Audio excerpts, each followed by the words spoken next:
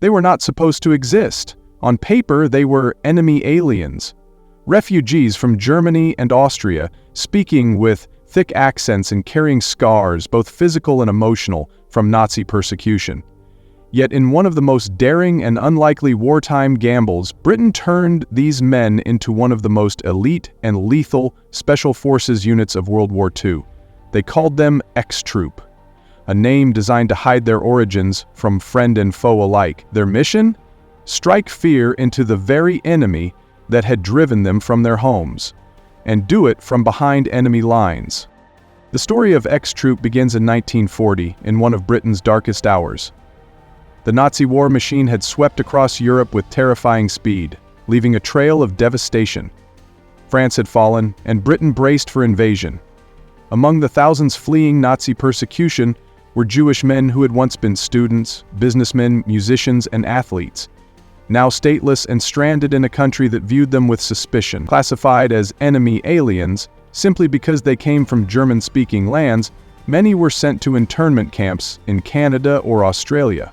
Others desperately volunteered to fight, only to be told they couldn't be trusted with a rifle. But in the shadows of Whitehall, a different kind of opportunity was brewing. Winston Churchill had ordered the creation of a new type of fighting force, the Commandos. Units that would strike suddenly, disappear without a trace, and make the enemy feel hunted in their own strongholds. Military leaders realized something extraordinary. These refugees had an unmatched advantage. They spoke the language of the enemy fluently. They knew the culture, the habits, the mindset. They could move through occupied Europe like ghosts, and they had every reason to want revenge. In 1942, this vision took shape. Around 87 of these men were selected and sent to a remote training base in Wales. There, they endured a punishing regimen that broke down even seasoned soldiers, forced marches over rugged hills, weapons drills in driving rain, unarmed combat until their muscles screamed. But the mental transformation was just as brutal. These men had fled as civilians. Now they were being forged into lethal, disciplined warriors. Many took on new, very British names. Hans became Harry, Fritz became Fred, because if they were captured behind enemy lines, their real identities would mean certain death in a concentration camp. From the start, XTroop's assignments were among the most dangerous in the war. They specialized in reconnaissance, sabotage, and lightning-fast raids. They would land silently on enemy shores, gather intelligence, blow up key installations, and vanish before dawn.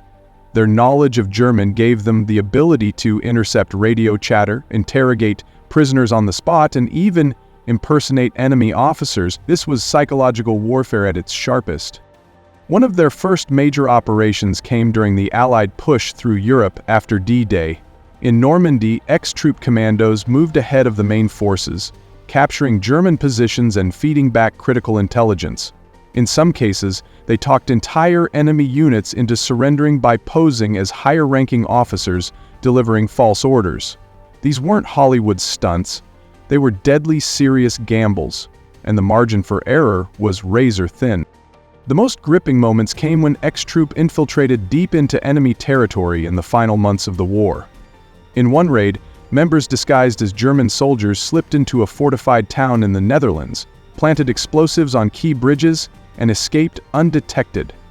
Minutes before the charges detonated, cutting off a major Nazi supply route. In another operation, they seized a heavily guarded German headquarters, capturing not just officers but troves of coded documents that would be gold for Allied intelligence. But their mission was more than tactical, it was personal. Every bullet fired, every operation carried the weight of family members left behind in Nazi-occupied lands. For some, these missions were the closest they would come to avenging loved ones who had perished in concentration camps. The risks were staggering. If caught, they faced torture, execution, and erasure from the history books. Many never came back. One of the most remarkable figures in XTroop was Peter Masters, who had fled Vienna as a teenager. Masters quickly proved himself a natural leader and master of deception. In one daring move, he bluffed his way past a German patrol by barking orders in flawless military German, sending the soldiers scrambling in the wrong direction while his unit slipped through unnoticed. His story, like so many in XTroop, reads like fiction, but it was all too real. By the war's end, XTroop had left an indelible mark on the Allied campaign. They were not a massive force, just a few dozen men at their peak, but their impact was disproportionate to their size. They disrupted supply lines, sowed confusion, captured invaluable intelligence, and proved that courage and skill could turn the tables, even against overwhelming odds. Yet when the guns fell silent, their story almost disappeared. Because of the secrecy surrounding their missions and the classified nature of their operations, much of their work went unrecognized for decades. Many returned to civilian life quietly, never revealing to neighbors or even family what they had done during the war. Others carried the invisible scars of what they'd seen and lost.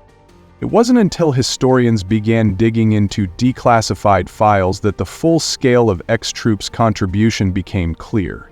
What emerged was not just a tale of military daring, but of resilience, identity, and the strange twists of fate that turned refugees into elite warriors. These men, once considered outsiders and potential threats, had become Britain's most secret and effective weapons against Hitler.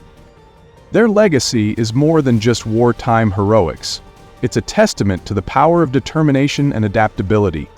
XTroop showed that the lines between friend and foe can blur in times of crisis, and that those who have lost everything can become the most fearless fighters. In a world still grappling with refugee crises and questions of loyalty, their story resonates as much today as it did in the 1940s. So the next time someone mentions World War II's great special forces units, the SAS, the Commandos, the Rangers, remember the men of XTroop. They didn't just fight the enemy, they outthought them, outmaneuvered them, and did it all with the weight of personal loss driving them forward.